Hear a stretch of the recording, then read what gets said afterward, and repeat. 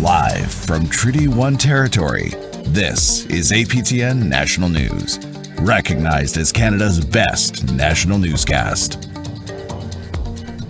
Welcome to APTN National News. I'm Dennis Ward. A new pipeline could run through southern Manitoba, including Winnipeg.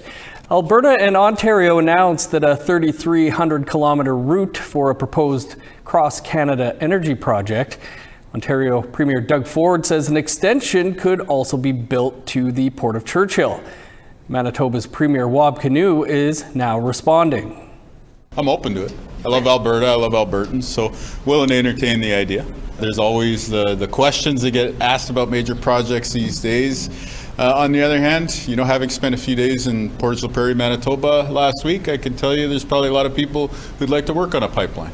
So I'm open to it, and if it's going to make Canada stronger, great. But of course, we want to see things done in the right way. Kinew says he would have to do his due diligence by addressing environmental concerns and bringing Indigenous governments on board. The pipeline was proposed earlier this month by Alberta Premier Danielle Smith and Ontario Premier Doug Ford. The line would stretch from Hardisty, Alberta to refineries in Sarnia, Ontario. It would go through Saskatchewan and Manitoba, but would not cross into the U.S. Some positive stats on crime severity. It's an index that measures not just how much crime is happening, but also how serious the offenses are. CTV senior correspondent Adrian Gobrel now on the key takeaways and why the numbers are down. A visceral reaction to violent videos. People are not feeling safe. A lot of people are nervous. While some may feel that crime is increasing across the country, the latest report from Statistics Canada shares that the Non-Violent Crime Severity Index nationwide decreased more than 5% in 2025, and violent crime across Canada dropped a little more than 4%. That's the second decrease after several years of increase. The Crime Severity Index is relative to the population and the severity of the police-reported incident. Since 2015, the national rate has increased. That changed in 2024. Almost every province and territory saw a decrease, with the exception of New Brunswick and Nunavut. Though scenes like this, caught on camera and shared widely, has many Canadians feeling vulnerable. The numbers are what the numbers are, but I think it's what people feel inside that gives them comfort or gives them concern. People feel unsafe. Former Toronto Police homicide detective Mark Mendelson believes that the proliferation of violent incidents shared on social media is in part skewing public perception. Things like Instagram and Facebook and TikTok, people view that and they make their assessments based on what they're seeing on social media. The former Toronto police officer also believes that the national per capita data doesn't always give a clear picture of what's taking place in a specific city or community. We've seen the equal number of murders that take place in Nunavut over the course of 36 hours in Toronto. One crime that did increase in 2025, shoplifting under $5,000, spiked 11%. We see marauding people going into liquor stores with the hockey bags and just loading up and walking out the door. While most categories are decreasing, Statistics Canada says a 2-year dip is still too small of a sample size to proclaim that crime is going down across the country. StatsCan analysts tell us that they'll need to see 5 consecutive years of crime stats going down before they can confidently say that the country is heading in a sustained, safer direction. Adrian Gobrel, CTV News, Toronto. As we've been reporting, First Nations leaders in northwestern Ontario are calling for a public inquiry into the Ontario government's response to wildfires. 7 First Nations leaders, along with the Anishinaabe Nation and the Anishinaabeg Nation, want senior levels of government to ensure a better process is in place to protect First Nations from wildfires. APTN's Mike McDonald reports.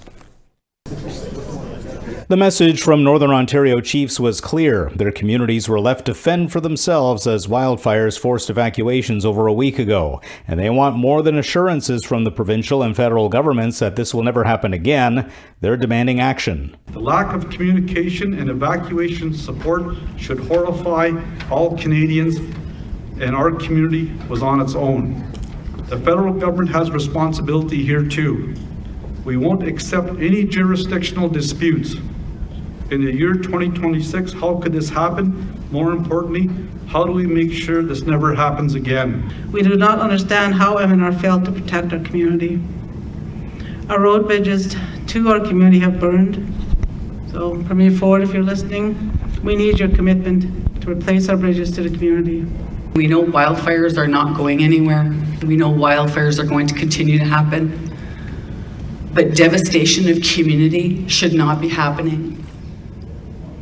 The complete devastation of any community should never happen. MNR took too long to recognize the danger, too long to issue a clear direction, and too long to order the evacuation.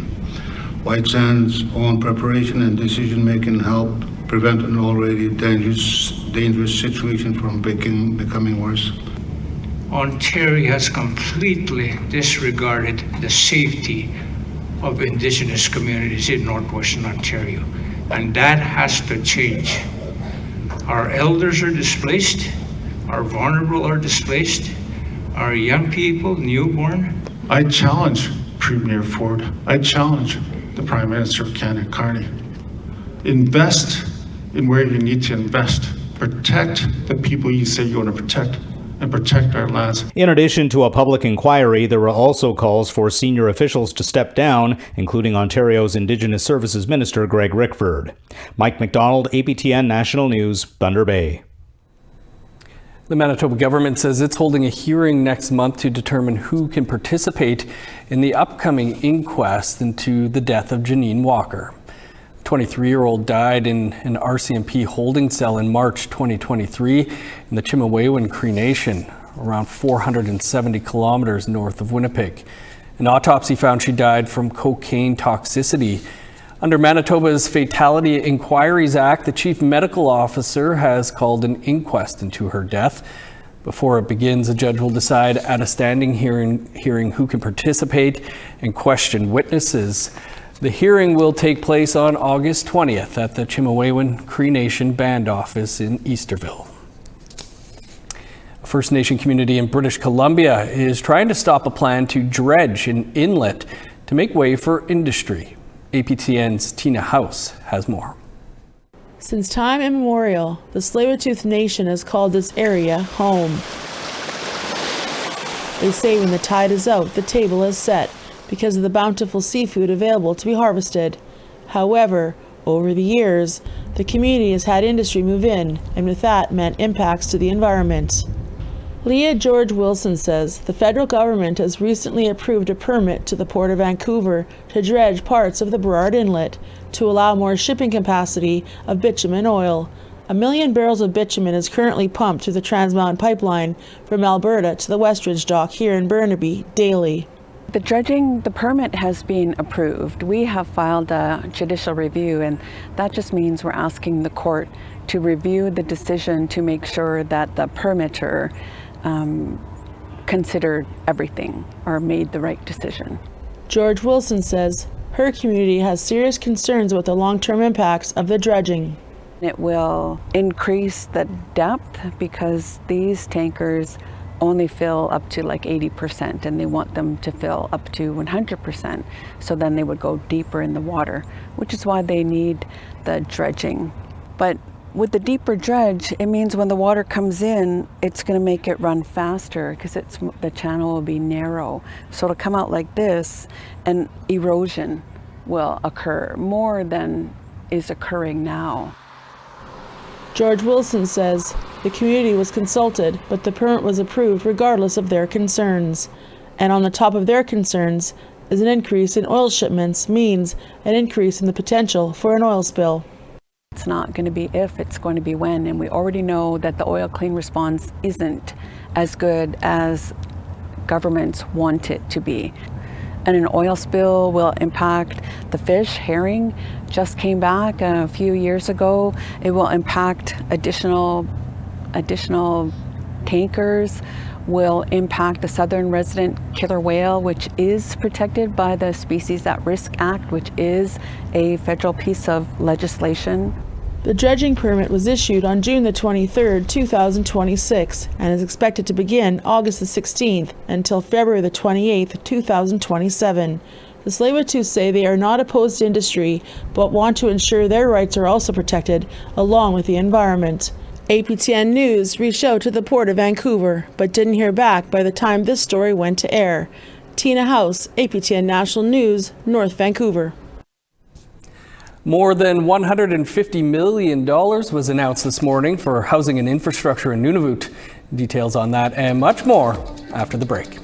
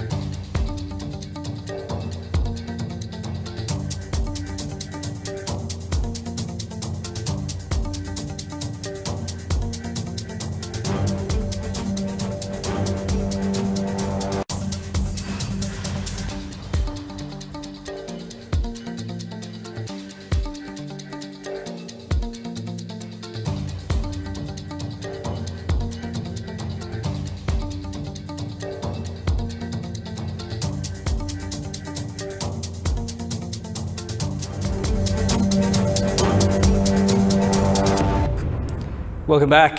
Canada and Nunavut announced a partnership this morning to build more homes and essential infrastructure. Nunavut will receive more than $80 million to support infrastructure projects and priorities related to post-secondary education over the next 10 years. Another $74 million has been announced for health infrastructure over the next 3 years. Through the agreement, at least 750 new housing units will be built across Nunavut, including 425 public housing units, 150 affordable housing units, and 150 supportive housing units with wraparound supports for individuals with complex needs. Construction is already underway on some units in Iqaluit. To date, nearly 100 modular housing units have been shipped to Nunavut, with homes already occupied in Cambridge Bay and units added in Iqaluit and 7 other communities. An additional 120 units are planned for delivery through the 2026 Sea Lift, accelerating progress in addressing Nunavut's housing needs. Researchers have discovered transmissible cancer in fish in a lake straddling the U.S.-Canada border. The surprising finding opens broader questions about the spread of cancer, pollution, stress in the habitat of the species. CTV's Genevieve Beauchemin reports. Below the surface of majestic Lake Memphrey-Magog, researchers discovered a strange phenomenon, a contagious cancer spreading among brown bullhead catfish. One of the things we're thinking about is this actually more common and we just don't know about it? The finding opens broader questions about the spread of cancer generally, but also about environmental stressors. Anglers began flagging black velvety growths on their catch more than a decade ago, concerned there was a virus or a pollutant causing disease. They were concerned about seeing these diseased fish with these, inky black tumors. Wildlife biologists eventually determined a rare skin cancer was afflicting more than a third of brown bullhead catfish in the lake. DNA testing eventually led U.S. scientists to conclude the cancer was actually spreading from fish to fish. They hypothesized it started with one catfish with a tumor shedding cancerous cells. Now, this is only the fourth type of transmissible cancer identified in the animal kingdom, the first in fish or freshwater species.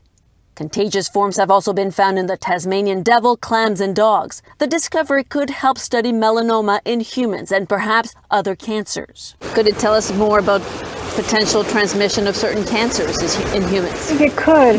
In humans as well, the cancer is avoiding the immune system somehow. There's no evidence that cancerous catfish cancer could spread to humans. Still, wildlife officials warn anglers not to eat the fish with tumors. Researchers are asking anglers who find a fish with a black patch to report it so they can get as much information as possible. Genevieve Beauchemin, CTV News, Magog, Quebec. Canada's fast-track nation-building projects are facing opposition from First Nations across the country. Well, in the South American Amazon, some of Canada's natural resource exploration is also being opposed by local Indigenous groups. Our reporter Savannah Craig shows us how outspoken individuals are risking their lives to protect their land.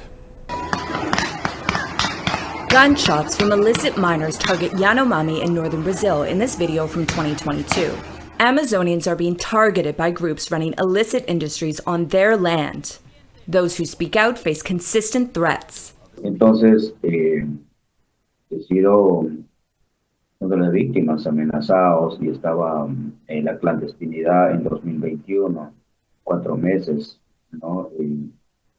Ha sido muy, muy triste, muy terrible esta situación. Abandonar a mi familia y mi comunidad ha sido lo peor que me tenía que pasar. Erlino Estrela's safety has been at risk since 2017. Y hoy yo no puedo regresar a mi comunidad. Afectación a los territorios indígenas en la Amazonía peruana. Odisio Estrela is Cacataibo from the central Peruvian Amazon. He fights for the rights of indigenous peoples in his region as the vice president of the regional organization of the Okeali. 6 de los líderes que fueron asesinados fueron compañeros míos, quienes colaboraban conmigo, quienes trabajaban, quienes veníamos hasta el mismo Congreso de la República para poder hacer las gestiones, pero fueron asesinados. Illegal gold mining and other illicit industries are affecting indigenous populations across the Amazon. We're seeing in the rivers in Ecuador, in Colombia, and in Peru, the Nanay, the Napo, the Putumayo River that cross through the livelihoods of many different indigenous peoples, including the Quichua, the Siona, and others, that illegal gold mining is expanding a lot. Rafael Hutmar is advocating for these communities. If we lose the Amazon, we lose the heart of the world. He does so through his work as program director at Amazon Watch. Hutmar says cocaine production, human trafficking, illicit gold mining, illegal logging, and the trade of legally protected animals are thriving on indigenous land and nature reserves. Because no one can get in, or there are only 15 or 20 park guards, right? That then have no capacity to confront armed groups like this. Federal governments are responding to the issue with militarization, a response that's further impacting indigenous groups. There's a whole series of risks that just add up to already existing risks and that put Indigenous peoples in between these fires that come from both organized crime and militarized state responses. With lack of action from local governments, organizations and leaders are turning to the United Nations. Odisio Estrella, alongside other leaders and organizations, sent a letter to the UN in May urging for their intervention.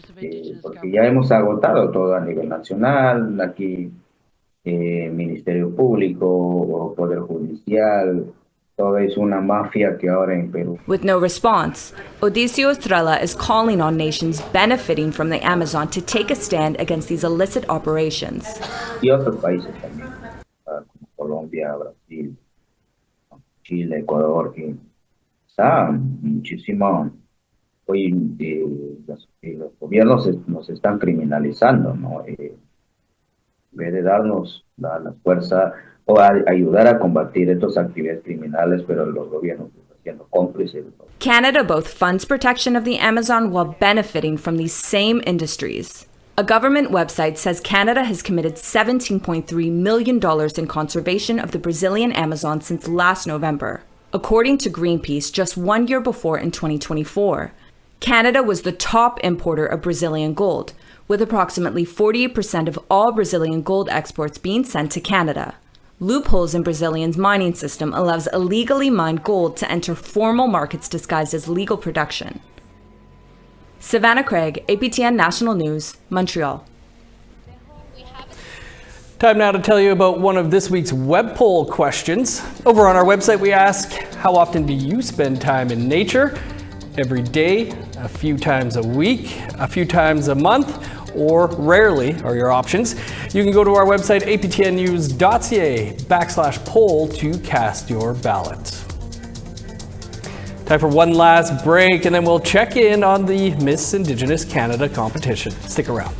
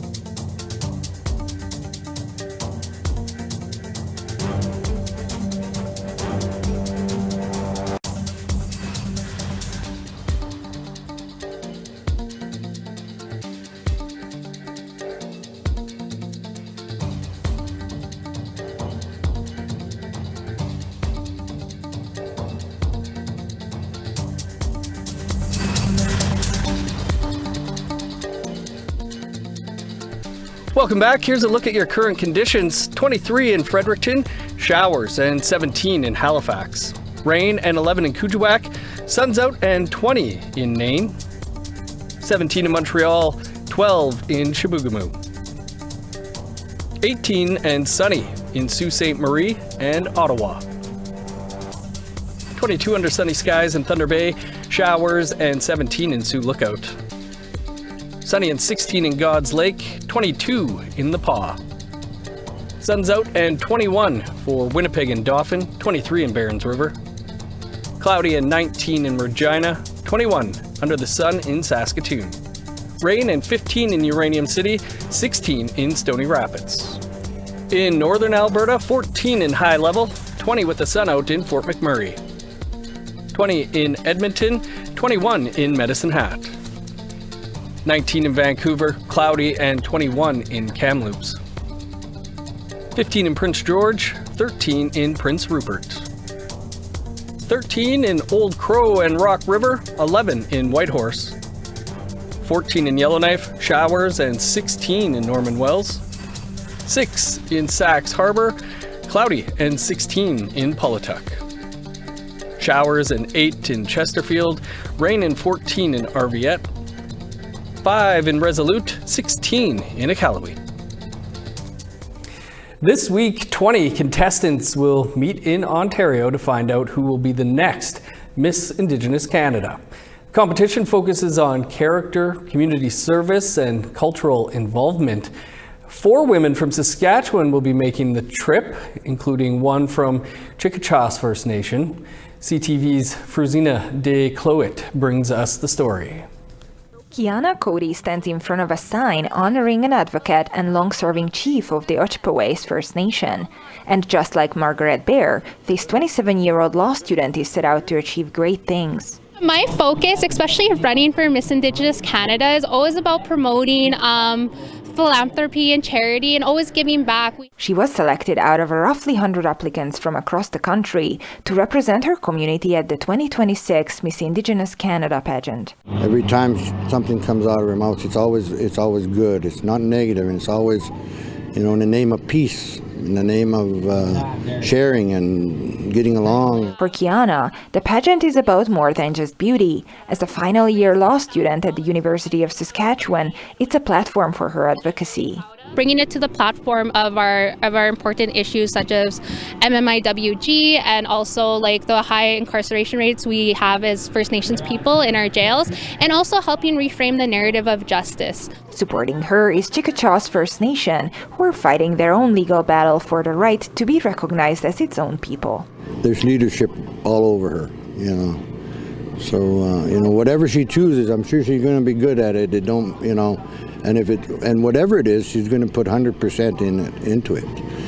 So God bless her. Kiana says she'd like to stay in the area to represent her people in the justice system. We have a saying in our family, it's not what the community can do for you, it's what you can do for your community. So it's really important for not only myself, but for my family members. Having already raised $10,000 for a Winnipeg charity, she's got every chance to realize her goal. For Indigenous Circle, I'm Fruzina de Cloet. And good luck to all of the delegates tomorrow night. That's all the time we have for your first look at this Thursday's news. Of course, we will have much more tonight at 6 p.m. Eastern Time, including our weekly Truth and Politics panel. Of course, you can stay up to date with the very latest anytime by visiting our website, aptnnews.ca. I'm Dennis Ward, Marcy Miigwech. Thanks for being with us. Have a great afternoon.